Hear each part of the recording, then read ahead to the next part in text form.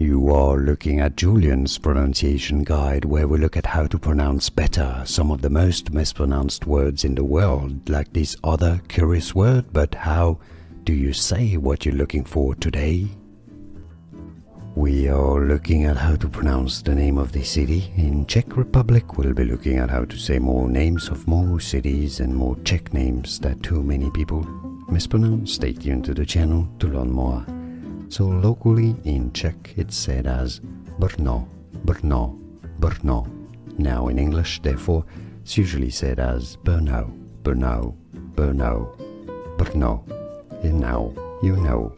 More videos for you here to learn more correct pronunciations. I'll see you there. Thanks for watching. Here are more videos on how to pronounce more confusing words and names too many mispronounced. Like this video if you found it useful. I appreciate your support. I'll see you soon and thanks for watching.